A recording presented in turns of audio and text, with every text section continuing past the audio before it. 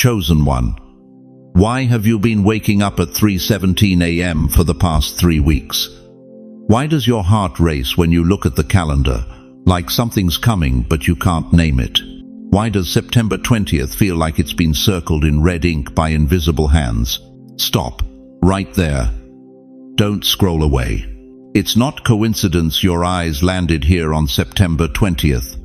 Heaven circled this day before your birth, before your first breath, before your mother even knew she was carrying you. And if your chest is already tightening as these words hit your spirit, you know I'm telling the truth. Listen to me carefully, beloved. That restlessness in your bones lately, that feeling like you're standing at a locked door while hearing whispers from the other side, that's not your imagination. That's not your age. That's not your loneliness talking. That's recognition. You've been asking yourself the hard questions, haven't you? In the quiet hours when the house is still and the world has forgotten you exist. Are my best days behind me? Did I waste the years God gave me? Am I too late for whatever I was supposed to become? Here's the shocking truth nobody's told you. September 20th isn't just another day on your calendar.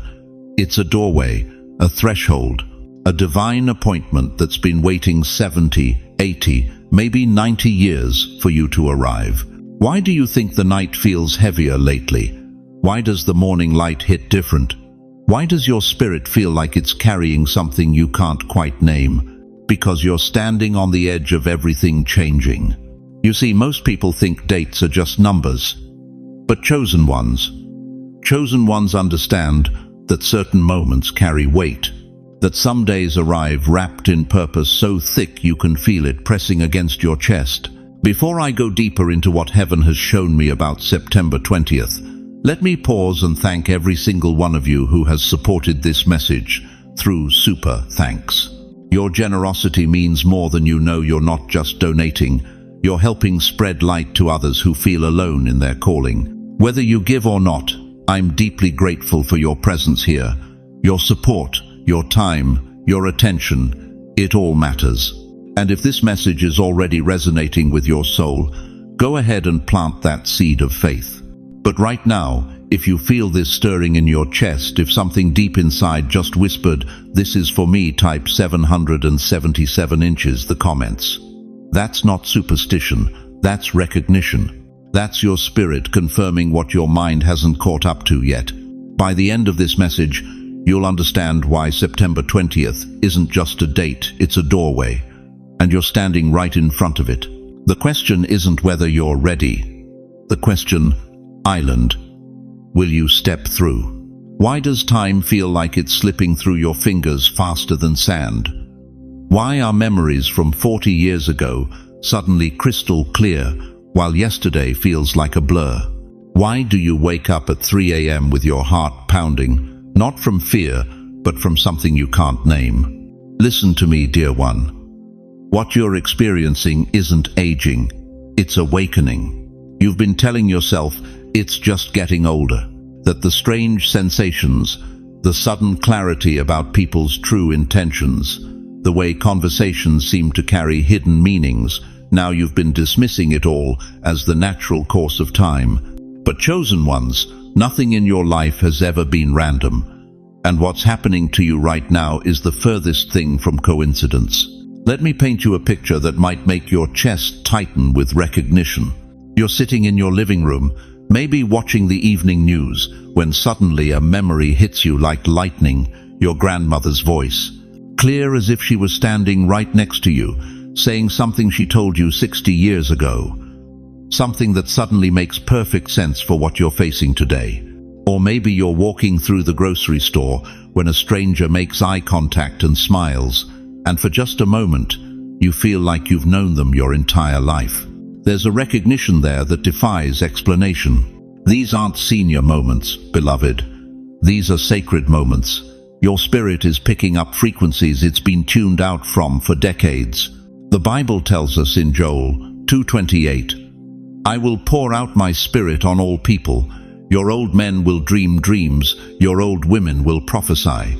Notice it doesn't say young men and women, it says OLD, Because there's something about the winter of life that makes the spiritual realm more accessible, not less. You've been seeing the signs, haven't you? Numbers that follow you everywhere, 777 on license plates, receipts, clocks, phone calls from people you hadn't thought about in years, reaching out for no reason they can explain. That heavy feeling that settles on your chest at exactly 3 a.m., like the atmosphere itself is holding its breath. You thought it was random. You thought it was your mind playing tricks. But chosen ones, when heaven wants to get your attention, it doesn't use billboard advertisements. It uses the language of synchronicity.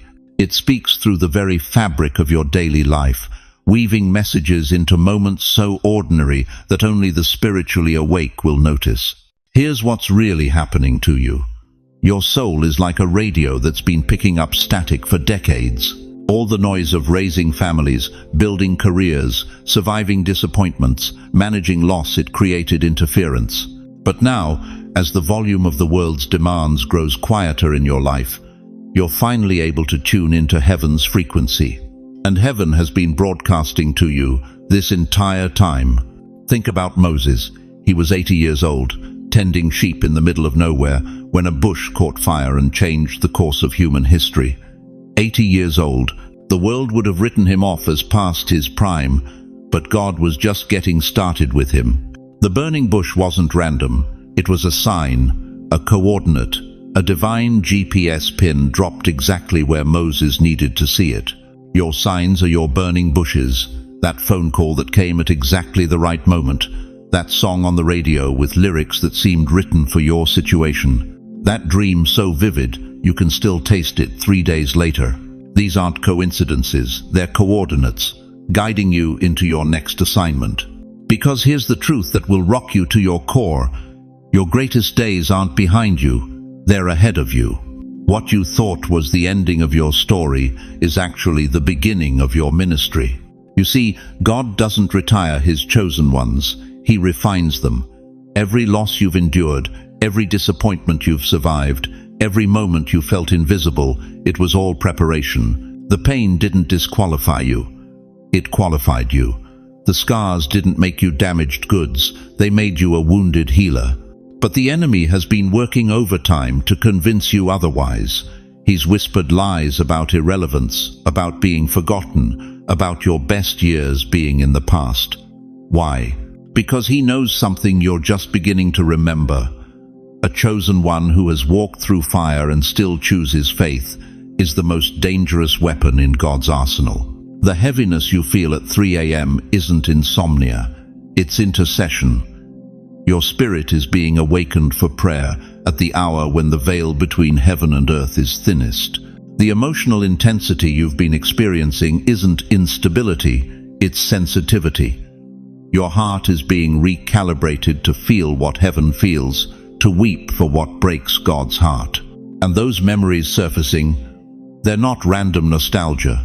They're divine downloads, reminders of promises God made to you that are finally ready for fulfillment, decades later, but right on time. The signs are accelerating because September 20th represents a convergence, a moment when heaven and earth align for a specific purpose.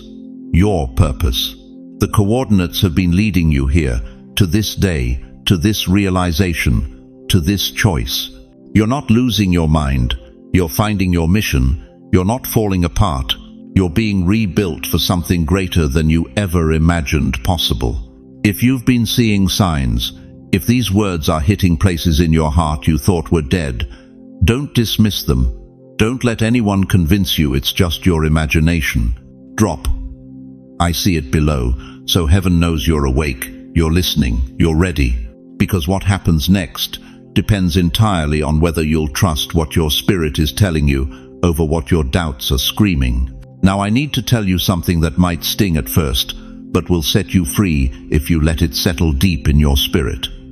That betrayal that cut you to the bone 5 years ago, that financial crisis that swept away your retirement savings like a tsunami, that diagnosis that made you face your own mortality for the first time, none of it was random, none of it was punishment, and none of it was meant to destroy you. Listen to me carefully.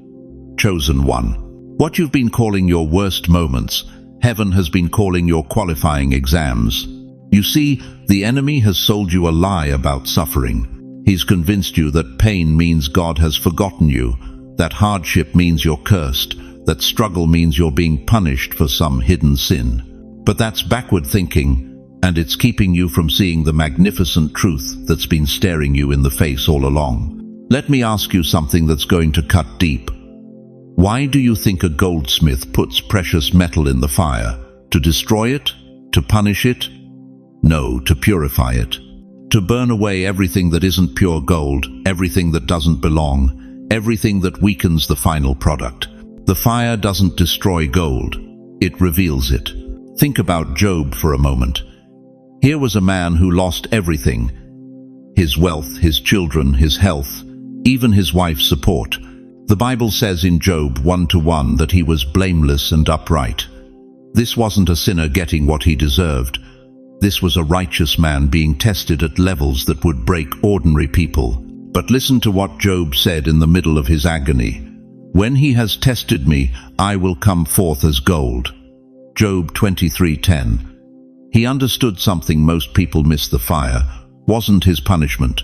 It was his purification. You've been through your own Job season, haven't you? Maybe you're still in it. Maybe you're sitting there right now wondering why a faithful servant of God has had to endure so much loss, so much pain, so much uncertainty in what should have been your golden years. Here's the truth that will revolutionize how you see every trial you've faced. God doesn't test people he doesn't trust. He doesn't refine people he doesn't value. He doesn't put precious metals through fire unless he knows they'll emerge as treasures. The betrayal that left you questioning everyone's motives, it taught you discernment that can't be learned in Bible study. The financial strain that had you choosing between medications and groceries, it showed you that your provider isn't the stock market or social security. It's the God who owns the cattle on 1,000 hills.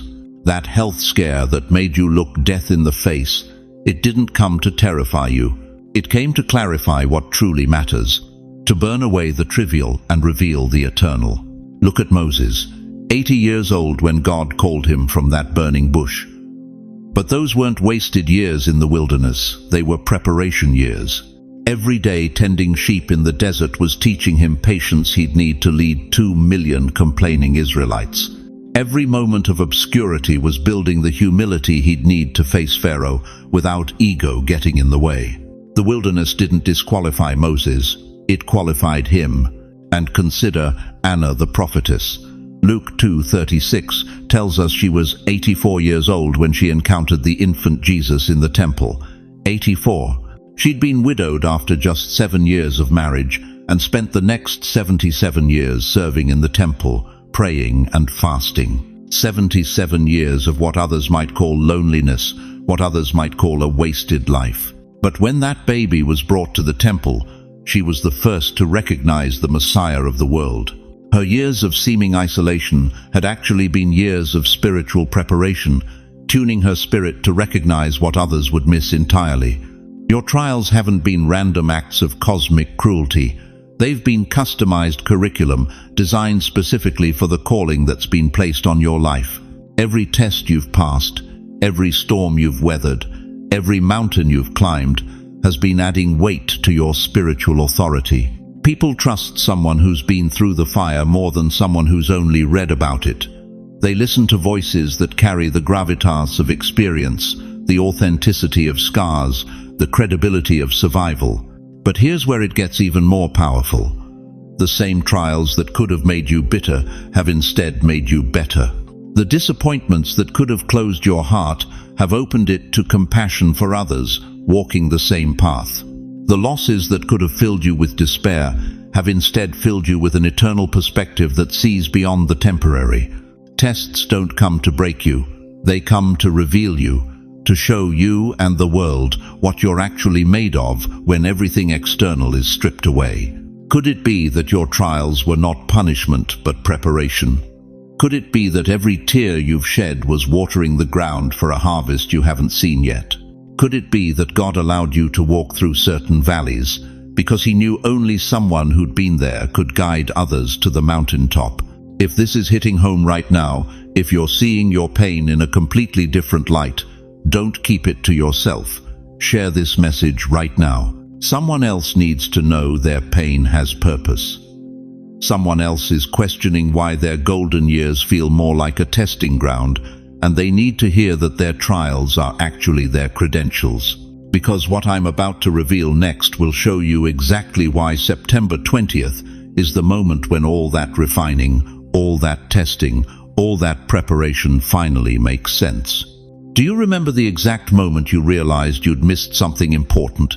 The phone call you didn't return that could have changed everything. The opportunity you let slip because fear whispered louder than faith. The conversation you avoided that might have healed decades of pain. That weight in your chest when you think about those moments, that's the weight of what could have been. And right now, as I speak these words to you on September 20th, you're standing at another one of those moments. But this time, you have a choice. This time, you can choose differently. September 20th is not just another date circled on your kitchen calendar between doctor's appointments and grocery runs. This is a divine checkpoint. A threshold moment that heaven has been orchestrating for decades, maybe your entire life. Listen to me carefully, chosen one. God operates on appointments, not accidents. In Ecclesiastes 3:1, Scripture declares, "To everything there is a season, and a time to every purpose under heaven." Your season has been preparation. But today, this day, marks your time of purpose. You're standing between two rooms right now. Behind you is everything familiar, the routines that have kept you safe, the limitations you've accepted, the voice that whispers you're too old, you're too tired, you've missed your chance. That room is comfortable because you know every corner of it, every shadow, every excuse that lives there. But in front of you is a room you've never entered. A room where your purpose lives, where your calling waits, where the dreams you buried under decades of responsibility are standing at attention, waiting for you to remember them.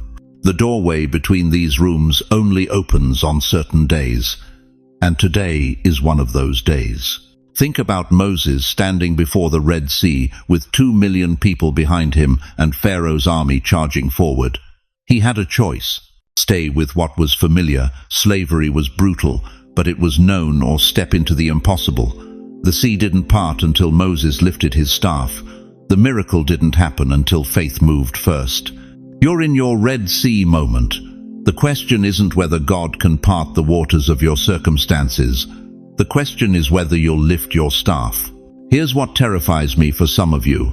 I've seen too many chosen ones miss their September 20th. They felt the stirring, heard the call, sensed the urgency, but let doubt talk them out of it. They convinced themselves it was just emotion, just wishful thinking, just the loneliness talking. And they stayed in the familiar room, wondering for the rest of their lives what would have happened if they'd stepped through. Don't let that be your story. In 1 Kings 19, Elijah stood on Mount Horeb waiting for God to pass by. There was a mighty wind that tore the mountains apart, but God wasn't in the wind. There was an earthquake, but God wasn't in the earthquake. There was fire, but God wasn't in the fire. Then came a gentle whisper, and that's where God was. Your September 20th might not come with thunder and lightning. It might come as a gentle whisper in your spirit saying, "This is it. This is your moment. Step forward." But here's the urgency that should grip your soul. Threshold moments have expiration dates. The door that's open today might not be open tomorrow. The courage you feel in this moment might not be as strong next week. The alignment of circumstances that exists right now may never come together exactly this way again.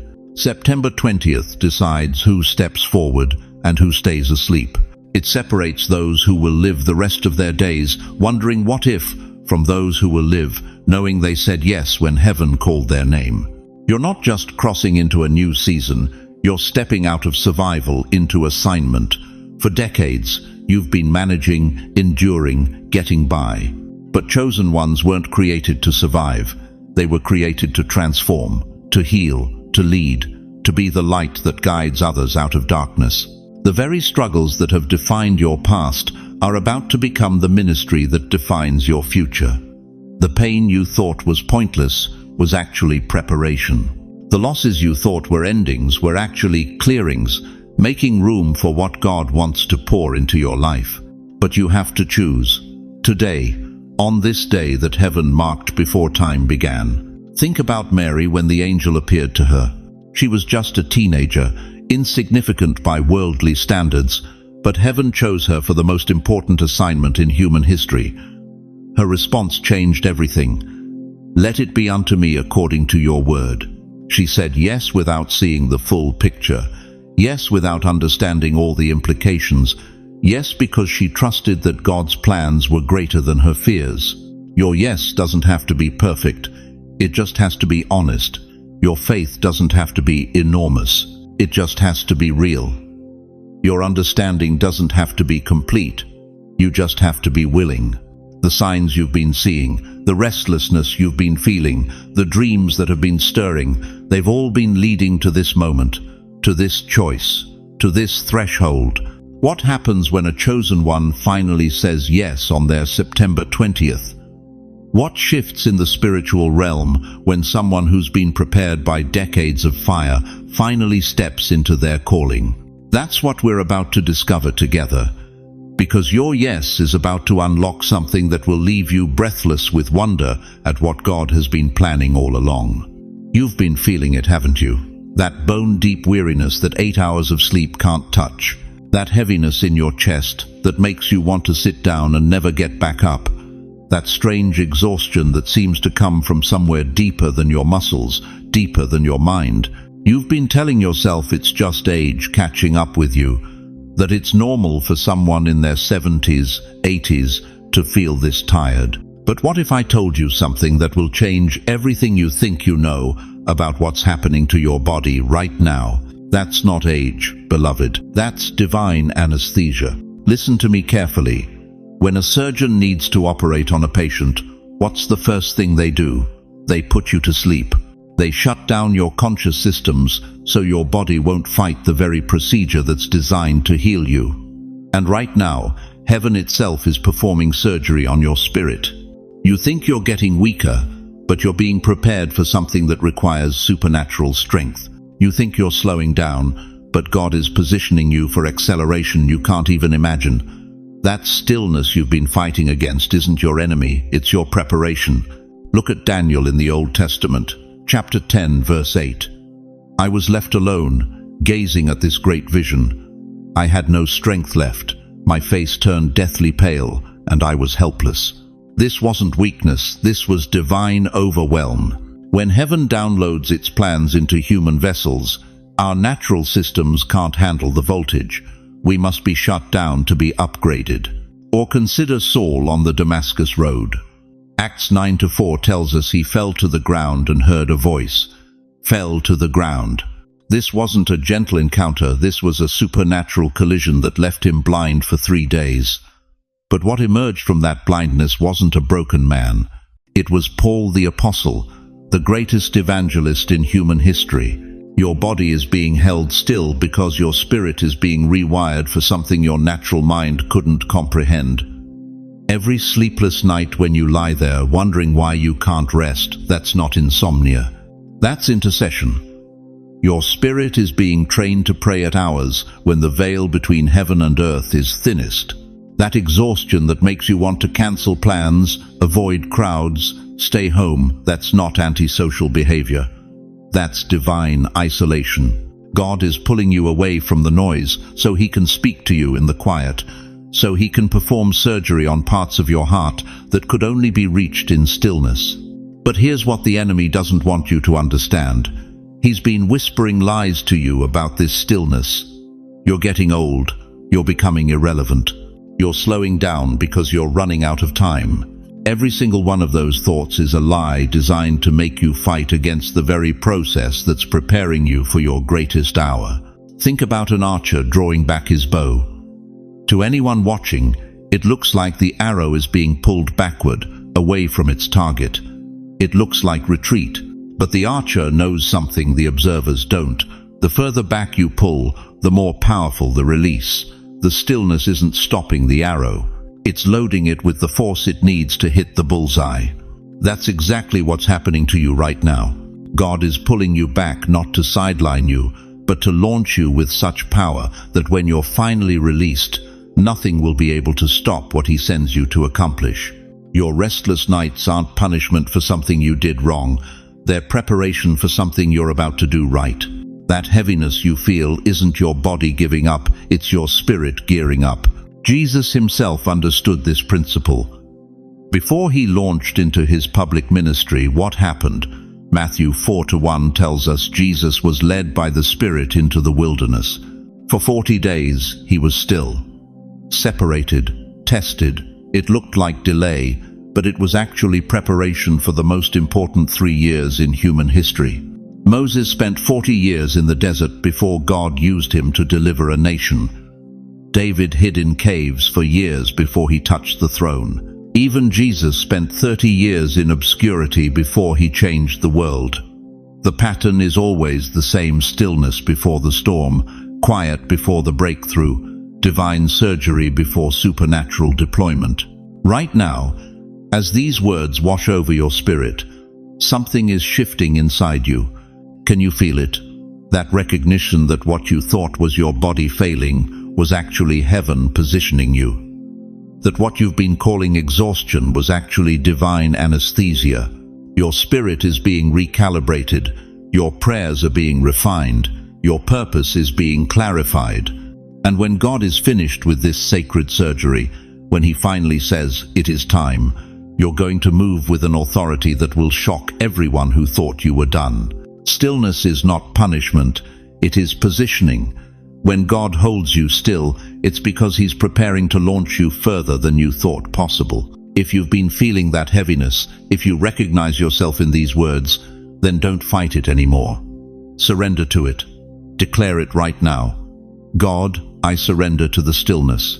Because what's coming next will require every ounce of spiritual muscle that this divine surgery is building in you. And the question that will determine everything is this: will you trust the surgeon's hands, even when you can't see what he's doing?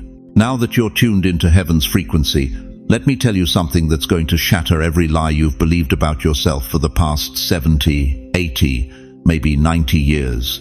You are not 100% human. I know that sounds impossible.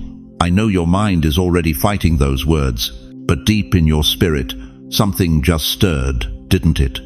Something ancient and eternal whispered yes before your logic could object. Listen to me carefully, beloved. You've spent decades wondering why you never quite fit, why family gatherings felt like foreign territory, why small talk suffocated you, why you could see through people's masks when others seemed blind, why you carried burdens that weren't even yours to carry. You thought something was wrong with you. You thought you were too sensitive, too different, too much. But what if I told you that every single thing that made you feel like an outsider was actually proof of your divine origin? The loneliness you've carried since childhood, that's homesickness for a realm you've never seen with earthly eyes but your soul remembers perfectly. The rejection you faced from people who should have loved you unconditionally, that's the world's instinctive reaction to encountering something it cannot understand or control. Jesus Himself declared this truth in John 17:16. They are not of the world, just as I am not of the world. He wasn't talking about geography, chosen one. He was talking about origin, about essence, about the fact that some souls carry eternity in their DNA. You see, most people are born into this world, but you were sent into this world. There's a difference that runs deeper than your bones, deeper than your bloodstream, deeper than your very breath. It's written in the frequency of your heartbeat, coded into the rhythm of your thoughts, embedded in the way you see past surfaces into souls. Think about it. Why have you always felt older than your years, even as a child? Why did you look at adults and think they were missing something obvious? Why did other children's games feel meaningless while you stared at clouds and wondered about forever? Because you weren't just born with 5 senses, you were born with a 6th sense that connects directly to the throne room of heaven. You came equipped with spiritual radar that most people don't even know exists. This explains everything, doesn't it? Why you could feel storms coming before clouds appeared. Why you knew when someone was lying before they opened their mouth. Why you woke up praying for people you hadn't thought about in years, only to learn later they desperately needed those prayers. The world called you weird. Your family called you too sensitive. Your teachers said you were in your own world. But heaven called you chosen, marked, set apart for something the natural mind cannot comprehend. Remember when you were young, and people would say, "You're such an old soul." That wasn't a compliment about maturity. That was recognition of eternity. Your soul isn't old, it's eternal. It existed before time began, and it will exist long after time ends. Genesis 1:27 tells us we're made in God's image. But for most people, that image is like a faded photograph. For you, it's a high-definition reflection. The divine DNA runs stronger, clearer, more powerfully through your spiritual bloodstream. This is why your tears fall differently, why your prayers carry more weight, why your words stick in people's hearts long after the conversation ends. You're not just speaking from human experience, you're channeling something from another realm entirely. But here's the part that will blow your mind wide open. Every single thing that tried to break you was actually trying to wake you up. Every betrayal, every loss, every moment of crushing disappointment, it wasn't random suffering. It was strategic activation. You see, divine beings can't be awakened through comfort. They're awakened through contrast. You had to experience the darkness to recognize the light you carry. You had to feel rejected by earth to remember you belong to heaven. You had to lose everything temporary to discover what's eternal inside you. The enemy saw your potential before you did. That's why the attacks started so early. That's why life has been harder for you than it seems to be for others. Hell recognized what heaven planted in you, and it's been trying to snuff out your flame before you could fully ignite. But here's what the devil never counted on. Every assault only made you stronger. Every wound became a window for light to shine through. Every scar became a channel for healing to flow out of you into others.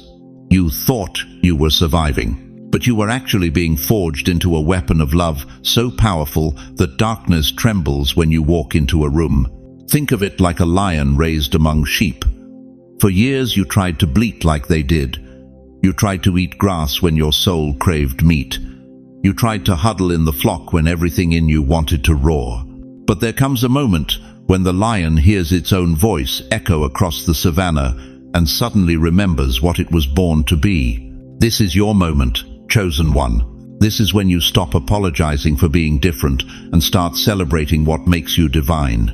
This is when you stop hiding your light and start letting it burn so bright it guides others home. You weren't just born, you were sent. Sent with a mission that only someone carrying heaven's DNA could accomplish. Sent to be light in dark places. Sent to speak truth when everyone else whispers lies. Sent to love without condition in a world that loves with contracts. If this is hitting your spirit like lightning, if something inside you is roaring yes for the first time in decades, don't you dare stay silent. Type "I was sent" right now. Let heaven know you remember. Let the world know you're awake. Because what happens next requires someone who knows. They're not just visiting this world, they're on assignment in it. Why did the hardest blows come right before your biggest breakthroughs? Why did your marriage fall apart just as you were stepping into your calling? Why did your health fail right when you finally found your voice? Why did the people you trusted most turn their backs on you the moment you started walking in purpose? Stop blaming yourself. Stop carrying that shame like a lead blanket across your shoulders. What you experienced wasn't random life happening to you. What you endured wasn't evidence of your failure or God's abandonment. What nearly destroyed you was proof. Absolute proof that hell recognized something in you that you hadn't even seen in yourself yet. Listen to me with every fiber of your being. The enemy doesn't waste ammunition on nobodies. Satan doesn't deploy his best weapons against people who pose no threat to his kingdom. The devil doesn't orchestrate elaborate campaigns to destroy ordinary lives. But you've been in his crosshairs since day one. The Bible makes this crystal clear in Ephesians 6:12. For we do not wrestle against flesh and blood, but against principalities, against powers, against the rulers of the darkness of this age. This isn't poetry, beloved. This is warfare intel. You haven't been fighting bad luck or poor timing. You've been fighting principalities that saw your destiny before you did. Think about it. Really think. Why has your life been harder than most? Why have you faced battles that would have broken weaker souls? Why have you been tested in ways that don't make sense to people who've never walked your path? Because the enemy saw what God planted inside you before you took your first breath. He saw your future impact, your coming authority, the souls you would save, the darkness you would scatter, and he's been trying to kill your calling before you even knew you had one. Remember Job. The Bible doesn't say Job was attacked because he sinned. It says he was attacked because he was righteous. Job 1:8 records God himself saying, "Have you considered my servant Job, that there is none like him on the earth, a blameless and upright man?" And what happened next? Everything hell could throw at him came crashing down.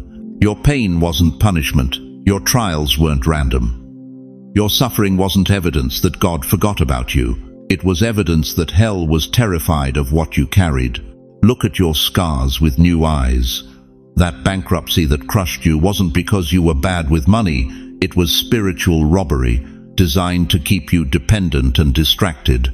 That betrayal that shattered your trust wasn't because you were naive. It was a strategic attack to make you build walls around your heart. That diagnosis that stole your strength wasn't just genetics. It was a weapon aimed at your faith and your future. But here's what breaks my heart and should ignite your spirit. You survived every single attack. You're still here. You're still breathing. You're still believing. After everything hell threw at you, you didn't break. You bent, you bled, you cried rivers of tears, but you didn't break. That's not human resilience, dear one. That's divine protection over someone heaven refuses to lose. The enemy's greatest lie was convincing you that your scars were evidence of failure. But heaven says they are your credentials. Every wound is a testimony. Every tear was collected in God's bottle. Every night you didn't sleep was intercession. Every time you wanted to quit but didn't was you passing the test. Listen to this prophetic truth. The storm always rages hardest right before dawn. The darkness is most oppressive just before the sun breaks through, and the enemy's attacks are most vicious right before your breakthrough.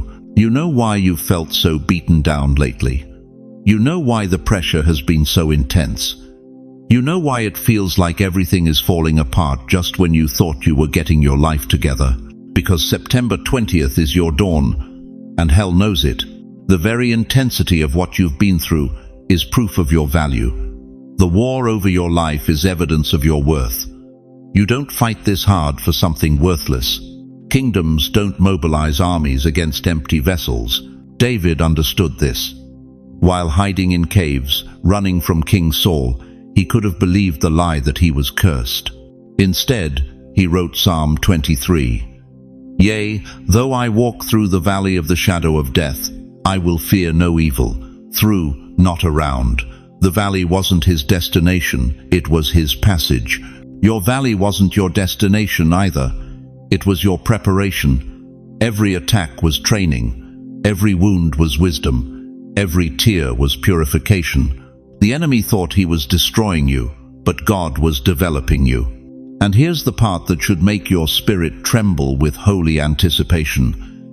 If the attacks were this fierce during your preparation, can you imagine the power that's about to be unleashed through your activation?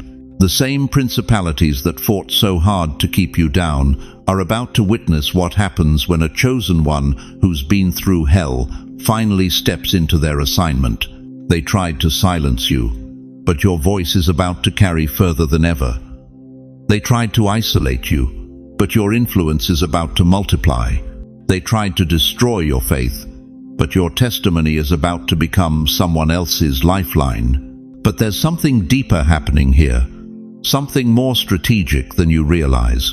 The timing of these attacks, the specific ways you were targeted, there's a pattern, a hidden reason why hell fought so desperately to stop what's coming.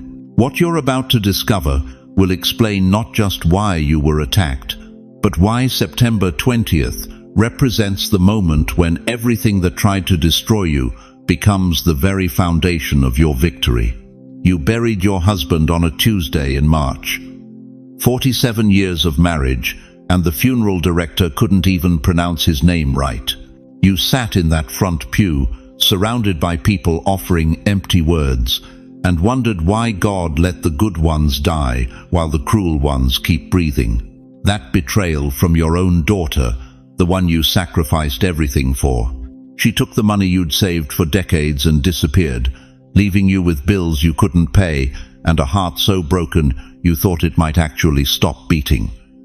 The shame of admitting it to the neighbors. The nights you ate cereal for dinner because that's all that was left.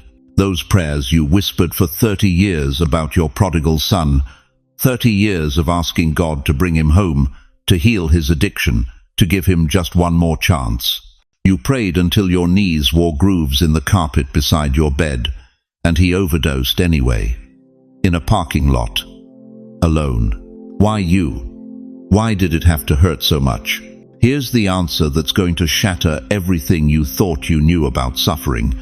It had to hurt so it could heal others through you. You see, beloved, God doesn't choose his vessels based on their comfort. He chooses them based on their capacity. And capacity isn't built in sunshine, it's carved out by storm. Every tear you've cried has been expanding your ability to hold someone else's pain. Every night you survived when you wanted to die has been teaching you how to guide another soul back from that same edge. Look at Anna the prophetess. Luke 2:36 tells us she was 84 years old, widowed after only 7 years of marriage. 84. That means she spent 77 years alone, serving in the temple, praying, fasting, waiting. While other women were raising grandchildren and enjoying their golden years, Anna was learning the language of intercession through loneliness. But here's the miracle. When baby Jesus was brought to the temple, Anna was the first to recognize him. Not the scholars, not the priests, the widow who had spent decades in pain. Why? Because suffering had refined her spiritual vision until she could see what others missed. It had to hurt so it could heal others through you. That depression that nearly killed you in your 60s. It wasn't random torment. It was divine preparation for the day you'd sit beside another broken soul and say, "I know exactly how you feel, and I know you can survive this." Those words will carry weight because they're backed by scars, not theory. The financial ruin that left you choosing between medication and groceries. It wasn't punishment for poor choices. It was training for when God positions you to help others navigate their own economic storms. Your testimony of God's provision during your darkest hour will be the lifeline someone else grabs onto. The loneliness that ate at you like cancer when everyone seemed to move on with their lives. It was teaching you to find your completeness in God alone. Now, when you encounter other forgotten souls, you'll recognize the ache in their eyes because you've carried that same ache, and your presence will whisper what words cannot. You are not invisible. You are not forgotten. It had to hurt so it could heal others through you. But here's the part that will break you open with hope. Your wound is not your shame, it's your weapon. You've been carrying that pain like a secret, hiding it like evidence of failure. But 2 Corinthians 1-4 reveals the divine strategy. He comforts us in all our troubles, so that we can comfort those in any trouble with the comfort we ourselves receive from God. Every midnight you survived becomes midnight oil for someone else's lamp. Every valley you walk through becomes a map you can hand to another lost traveler. Every resurrection you experienced after thinking you were dead becomes proof that God still raises the dead. You are not a broken vessel that lost its value. You are a cracked vessel that leaks oil. And that oil, that precious anointing born from anguish, is what anoints others for their own breakthrough. Your cracks aren't flaws, they're how the light gets out. Think about it. Would you trust someone who'd never known heartbreak to counsel your broken heart? Would you follow someone into battle who'd never been wounded? Would you believe promises of victory from someone who'd never tasted defeat? No. You trust the scarred. You follow the tested. You believe the proven. That's why it had to hurt. Not because you deserved suffering, but because others deserved someone who could understand theirs. God didn't allow your pain to punish you. He allowed it to position you, to make you dangerous to the darkness that's destroying His people. Your late husband's death taught you that love survives the grave, and now you can comfort other widows with more than sympathy. You can offer them certainty. Your financial struggles revealed that God provides in ways banks never could, and now your testimony carries the power to speak faith into desperate situations. It had to hurt so it could heal others through you. And here's the beautiful, terrible truth.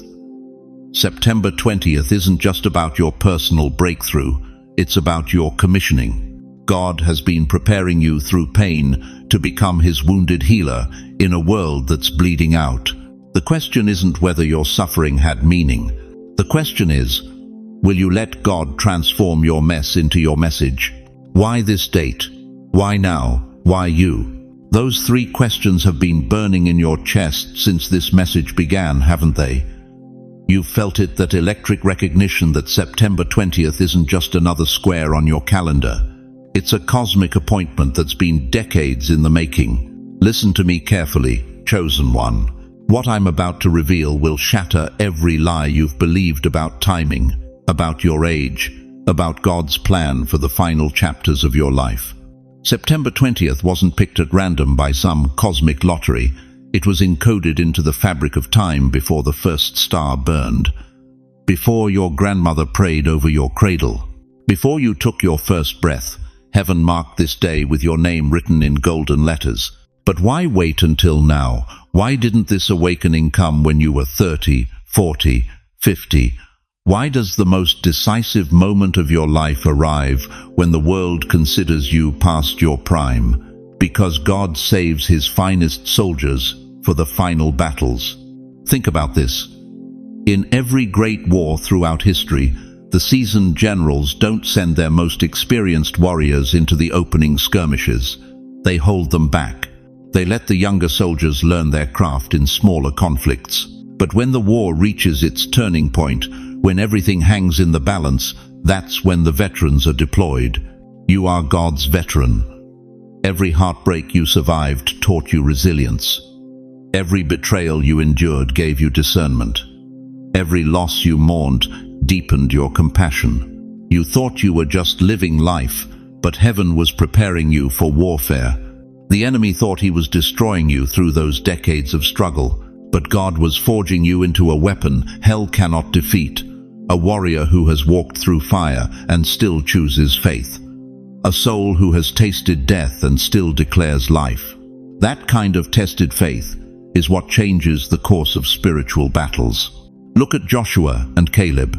While 10 spies saw giants and ran in fear, these 2 men, seasoned, weathered, tested by 40 years in the wilderness, saw the same giants and declared, "We can take this land." Numbers 14-8 records their words. The land we passed through and explored is exceedingly good. 40 years of preparation had given them eyes to see what others missed. Your 40, 50, 60, 70 years of preparation have given you something the younger generation doesn't possess: unshakable faith. Faith that's been tested by time and proven by trials. Faith that doesn't collapse when the storms come because it's already survived hurricanes.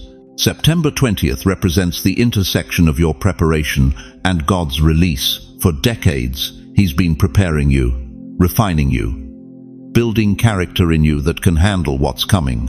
And now, right now, He's ready to release you into your destiny. But here's what will shock you to your core. This isn't just about you. September 20th marks a global shifting. Heaven is activating chosen ones simultaneously across the world.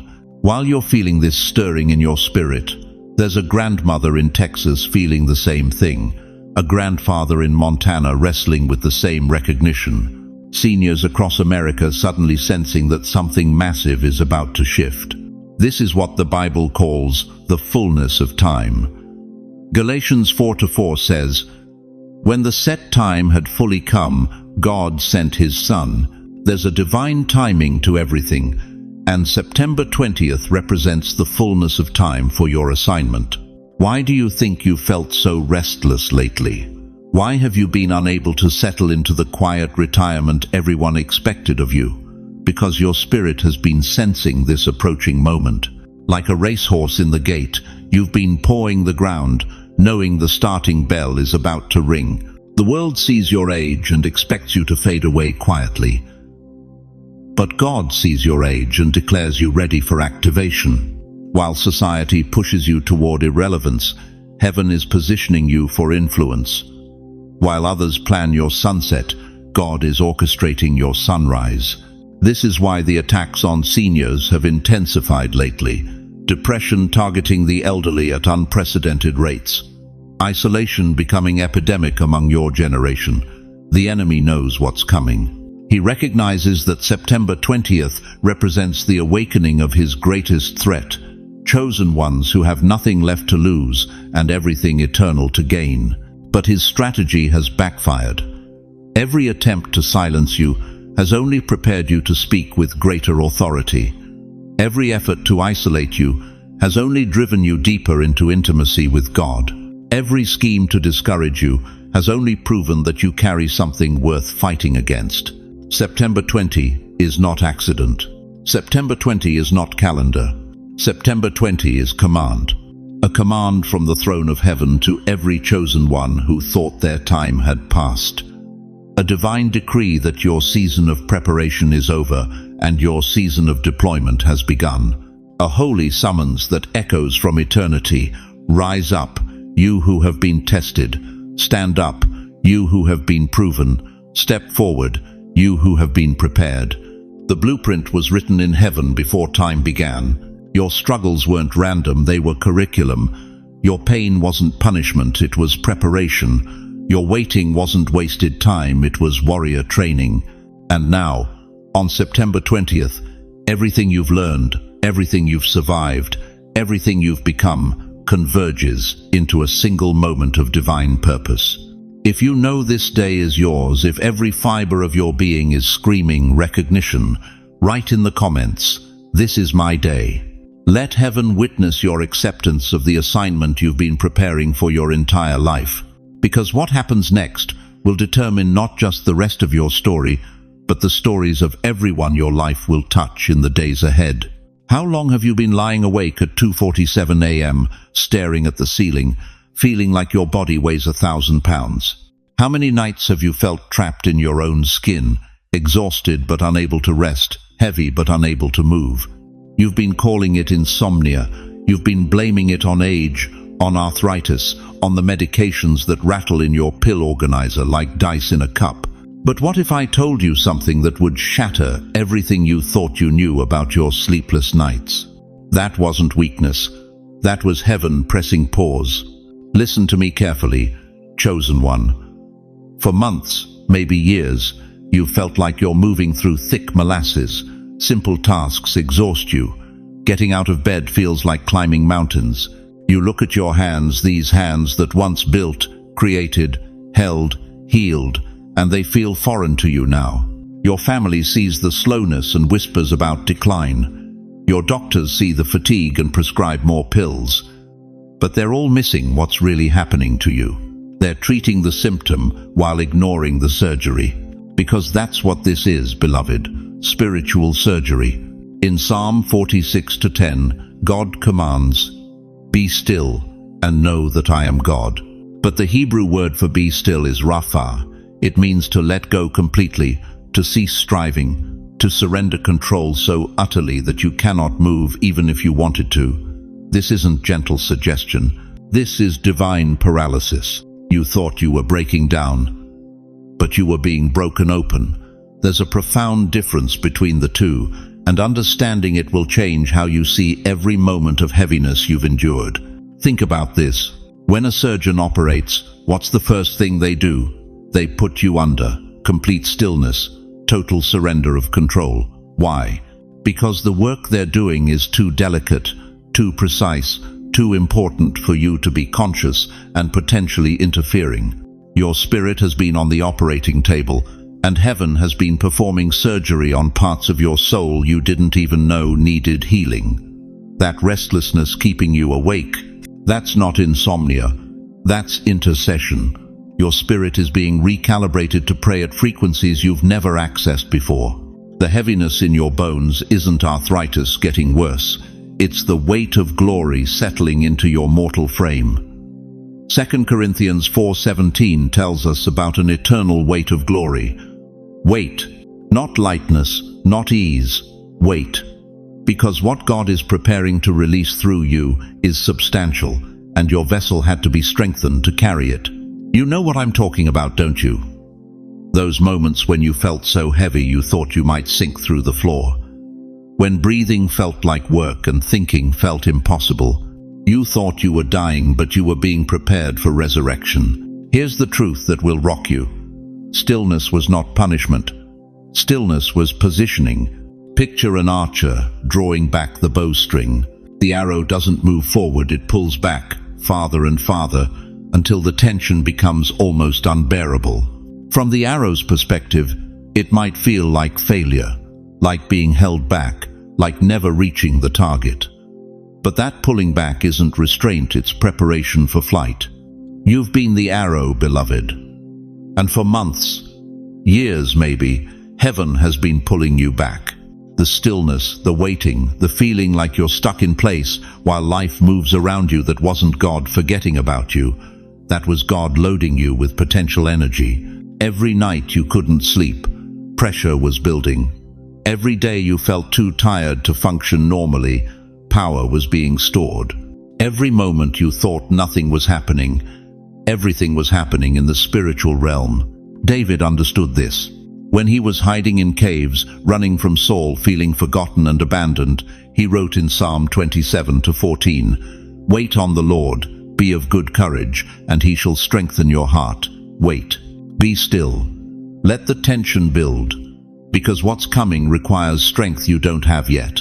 But here's what the enemy doesn't want you to understand.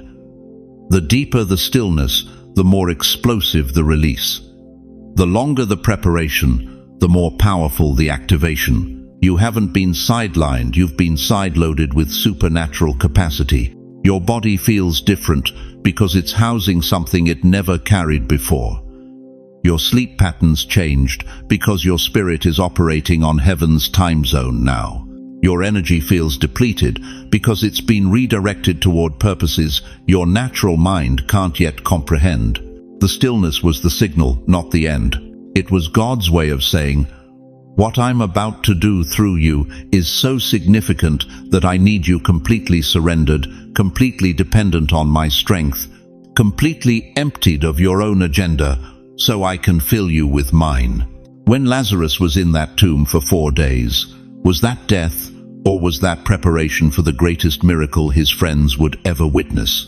When Jesus hung on that cross for 6 hours in apparent defeat, was that failure, or was that the moment salvation was purchased for all humanity? Your stillness wasn't defeat. It was the deep breath before the shout that brings down walls. But when release comes and September 20th marks the moment when the bowstring finally lets go, it won't be gentle. It won't be gradual. It will be violent acceleration from stillness to supernatural speed. Are you prepared for what happens when heaven stops holding you back and starts launching you forward? You've been waiting so long that you've almost forgotten what you were waiting for, haven't you? Decades of praying the same prayer, watching the same door, believing for the same breakthrough that never seemed to come. Until now. What if I told you that everything, every delay, every disappointment, every night you went to bed wondering if God had forgotten your address, what if all of that was divine timing, not divine neglect? Listen to me, chosen one. The God of the universe doesn't operate on your timeline. He operates on Kairos time, the appointed time, the fullness of time, the moment when heaven and earth collide for maximum impact. And September 20th is your Kairos moment. Look at Joseph. 17 years old when he received his dream, 30 years old when he stepped into his destiny, 13 years of waiting, 13 years of slavery, false accusations, and sitting forgotten in a prison cell. But when God's time came, Genesis 41-14 tells us Pharaoh sent for Joseph, and he was quickly brought from the dungeon. Quickly brought. In a single morning, Joseph went from prisoner to prime minister, from forgotten to ruling an empire. One day he was interpreting dreams for fellow inmates. The next day he was saving the known world from famine. It didn't take years to transition. It didn't take months of gradual promotion. When God's appointed time arrived, everything changed in 24 hours. Moses spent 40 years thinking he was a shepherd. 40 years tending sheep in the middle of nowhere, convinced his moment had passed, believing his mistakes had disqualified him from greatness. But Exodus 3:10 records the moment everything shifted. So now, go. I am sending you to Pharaoh to bring my people out of Egypt. Go. Now. Not next year. Not when you feel ready. Now. Moses didn't get a 5-year preparation plan. He didn't receive a gradual transition into leadership. God spoke from a burning bush. And by the next chapter, Moses was standing before the most powerful man on earth, demanding freedom for an entire nation. Here's what you need to understand about divine acceleration. It won't take decades, it won't take years, it won't even take months. When God moves, it happens in a moment. When heaven decides your season has shifted, the old reality crumbles and the new reality establishes itself overnight. Think about your own life. How many times have you experienced sudden shifts? A phone call that changed everything, a conversation that redirected your entire path, a diagnosis that forced you to reprioritize, a death that shattered your world, a birth that filled it with new meaning. Life doesn't move gradually, beloved. It moves in sudden bursts of acceleration, followed by seasons of integration. And you've been in a season of preparation long enough. The signs you've been seeing? They're not random occurrences, they're countdown markers. Heaven has been broadcasting the approach of your acceleration, and your spirit has been picking up the signal. Those numbers following you everywhere, 777, 444, 111, they're not coincidences. They're confirmations that the cosmic clock is striking midnight on your waiting season. But here's what will shock you. The very thing that almost broke you is about to become the platform that launches you. That financial crisis that taught you to trust God as your provider. It qualified you to help others navigate economic storms. That health scare that reminded you how fragile life is. It gave you the urgency to stop wasting time and start walking in purpose. That relationship that ended in betrayal. It refined your discernment and prepared you to counsel wounded hearts. The enemy meant it for evil, but God meant it for good. And September 20th is the day when the good gets released with violent force. Picture a bowstring pulled back to its absolute limit. The longer it's held in tension, the more powerful the release. You've been that arrow, beloved. Pulled back by circumstances, held in tension by waiting, aimed at a target you couldn't even see clearly. But the archer's hand is steady, his aim is perfect, and his timing is precise. The bowstring is releasing. September 20th is your launch. What looked like delay was actually divine positioning. What felt like being held back was actually being prepared for explosive forward movement. The pressure you've felt, the tension you've endured, the stretching that sometimes felt like breaking, it was all building toward this moment of supernatural catapult. Habakkuk 2-3 promises us, though it linger, wait for it. It will certainly come and will not delay. Your breakthrough has a due date, and that date is today. Not because you've earned it through years of patient suffering, but because heaven's calendar has marked this as the appointed time for your release. The acceleration coming your way won't make sense to those who measure progress in human terms. They'll ask how you changed so quickly, how opportunities suddenly opened, how favor began following you like a shadow. And you'll have to tell them the truth. When God moves, physics bends. When heaven intervenes, impossibilities become inevitabilities. Your children will be amazed. Your neighbors will be confused. Your former doubters will be silenced. Because what's about to happen to you can't be explained by natural means. It can only be attributed to the supernatural intervention of a God who keeps his promises, even when they seem impossibly delayed. If you're ready to be launched, if you're tired of the tension and ready for the release, if you can feel in your spirit that your moment has arrived, type it right now. I am ready to be released. Because the countdown is over. The wait is finished. The bowstring is snapping forward. And you chosen one, you're about to fly. The mail has been going to the wrong address your entire life. For 70, 80, maybe 90 years, letters meant for you have been delivered to someone else. Someone the world created. Someone carrying labels that were never yours to begin with. Too old, forgotten, irrelevant, past your prime. Should be grateful for what you have left. But your spirit moved out of that address decades ago, and heaven has been trying to reach you at your real location. Listen to me carefully, beloved. In Revelation 2:17, Jesus promises something that will shake you to your core.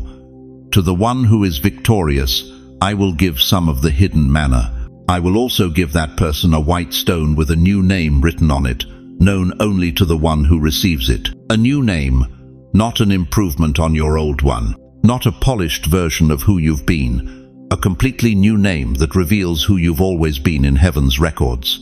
You've been answering to the wrong name your whole life. The world called you retirement age when heaven calls you seasoned warrior. Society labeled you senior citizen when your citizenship was always in the kingdom. Your family sees getting older when God sees getting closer. The enemy has been running a decades-long identity theft operation on your life. He stole your real name and replaced it with limitations. He switched out your divine title for human measurements. He convinced you that what people see when they look at you is who you actually are. But September 20th is the day heaven returns your stolen identity. Think about Jacob wrestling with the angel all night. When dawn broke, the angel asked him, "What is your name?" Jacob answered with the name he'd carried his whole life, the name that meant deceiver, the name that reminded everyone of his failures. But the angel said, "Your name will no longer be Jacob, but Israel, because you have struggled with God and with humans and have overcome." One conversation, one divine encounter, one moment of truth, and a lifetime of false identity was shattered. You've been wrestling too, haven't you? Wrestling with purpose, with relevance, with the feeling that your best contributions are behind you. Wrestling with the voice that says you're taking up space instead of occupying territory.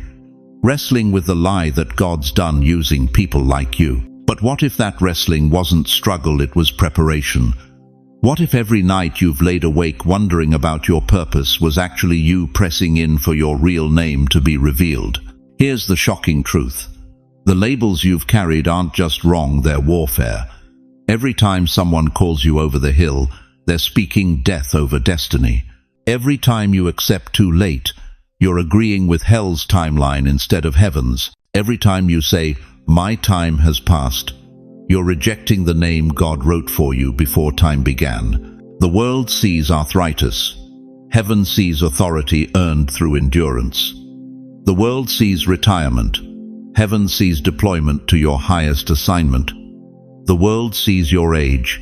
Heaven sees your stage, the platform you've been preparing for your entire life. Your true name isn't found in what you've accomplished. It's found in what you've overcome. It's written in every tear you've shed that watered seeds of compassion. It's carved in every scar that became a testimony. It's sealed in every prayer you prayed when hope felt impossible. Some of you, your true name is intercessor. You've been carrying the weight of others' battles in your prayers for decades, thinking it was just worry, but heaven calls it warfare. Your tears weren't weakness, they were weapons. Your sleepless nights weren't insomnia, they were assignments. Others, your true name is flame carrier. That fire in your chest that never died, even through the darkest seasons. That's not stubbornness. That's the eternal flame of God refusing to be extinguished in you. You've been keeping light alive in places where darkness ruled. Some of you are called breaker of chains. Every cycle you refused to repeat, every pattern you broke in your family, every curse you wouldn't pass down, you've been a generational deliverer and didn't even know it. And others, your true name is Bridge. You've stood between generations, between cultures, between heaven and earth, being misunderstood by both sides, but holding steady in your calling to connect what was divided. But here's what will rock you. These names aren't new assignments. They're recognitions of what you've already been doing. Heaven is finally revealing the ministry you've been walking in without realizing it. September 20th isn't when you become something new. September 20th is when you stop pretending to be something you never were. It's when the mail finally gets delivered to your real address. It's when you answer to your true name for the first time. The question burning in heaven right now is simple. Will you receive your white stone? Will you accept the name that's been waiting for you? Or will you keep living at the wrong address, accepting mail meant for someone else? Because once you know your true name, everything changes. You can't go back to believing the lies. You can't settle for the world's limitations. You can't accept being invisible when heaven sees you as indispensable. Your new name is about to be called. The question is, will you answer? Beloved chosen one, as we reach the end of this sacred moment together, I need you to carry 3 eternal truths with you, like precious stones in your heart. First, September 20th wasn't just another day on your calendar, it was your divine appointment with destiny. The signs you've been seeing, the restlessness in your spirit, the memories surfacing, none of it was random. Heaven has been orchestrating every detail to bring you to this moment of recognition. Second, the labels the world has placed on you, too old, forgotten, irrelevant, those were never your true identity. Your real name has been written in heaven's records since before time began. You are not retired from purpose, you are being deployed to your highest calling. Third, your greatest days are not behind you. Every tear you've shed, every loss you've endured, every moment you felt invisible, it was all preparation. The pain didn't disqualify you, it qualified you. You are not winding down, you are being wound up for something magnificent. But here's what I need you to know with absolute certainty. You are not walking this path alone. The same God who parted the Red Sea for Moses, who opened Sarah's womb at 90, who called Samuel in the night, that same God is still working in your life right now, in this very moment. He hasn't forgotten you. He hasn't moved on. He's been preparing you. And you have more than just God's presence. You have this community, thousands of believers who understand your journey because they're walking it too. We're not just viewers on a screen, we're family in the spirit, ready to stand with you, pray for you, and remind you that your story is far from over. So let me ask you this final question, and let it settle deep in your spirit. Now that you know who you really are, now that you've heard your true name, what will you do with this revelation? Will you go back to living small, or will you step into the fullness of your calling? Before I release you into your destiny, join me in this prayer. Wherever you are in your living room, your kitchen, lying in your bed, place your hand on your heart and let these words wash over your soul. Almighty God, Father of all comfort, Ancient of Days, I come before you now carrying every precious soul who has heard this message. Lord, you see their hearts. You know their struggles. You've counted every tear they've cried in secret, and you've collected each one in your bottle. Father, I pray for divine awakening over their lives right now. Awaken their gifts, awaken their purpose, awaken their authority. Let them never again question whether they matter, whether their time has passed, whether you still have use for someone like them. For those who are weary, breathe fresh strength into their bones. For those who are lonely, surround them with your presence so thick they can feel it. For those who feel forgotten, whisper their true name over them until it drowns out every lie the enemy has spoken. God, I pray that you would open doors they thought were permanently closed. Restore relationships they thought were beyond repair. Heal bodies they thought were failing. Replenish bank accounts they thought were empty. Give them dreams so vivid they wake up with hope. Let this be the day everything changes. Let this be the moment they stop seeing themselves through the world's eyes and start seeing themselves through yours. Let them walk out of this message knowing they are chosen, they are called, they are equipped, and they are never, ever alone. Bless their families, Lord. Touch their children and grandchildren. Let this awakening ripple through generations. Use their transformed lives as a testimony that you still work miracles in the lives of those the world has written off. In Jesus' mighty name, the name above every name, the name that breaks every chain and opens every door, I seal this prayer over their lives. Amen. Now, beloved, I want to hear from you. In the comments below, share what God spoke to your heart today. What signs have you been seeing? What is stirring in your spirit? Don't hold back. Your testimony might be exactly what someone else needs to hear. And if you have specific prayer requests, share those too. This community will surround you with intercession. We believe in the power of agreement, and when we pray together, heaven moves. Please share this message with someone who needs to hear it. There's a family member, a friend, a neighbor who's been feeling exactly like you felt before you watched this. They need to know they're not alone. They need to know their time isn't over. They need to know they're chosen too. If this is your first time here, welcome home. Hit that subscribe button and join thousands of chosen ones who gather here regularly to be encouraged, equipped, and reminded of who they really are.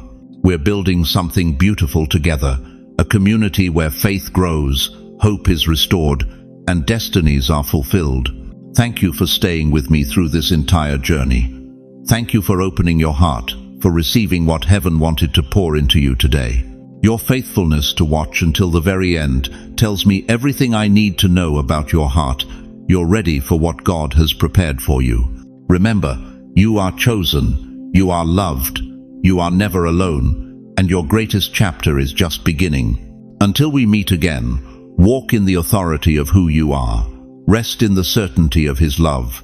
And never forget, September 20th was just the beginning. Go in peace. Go in power. Go in the unshakable knowledge that your name is written in heaven's records, and nothing can erase what God has declared over your life. Amen and amen.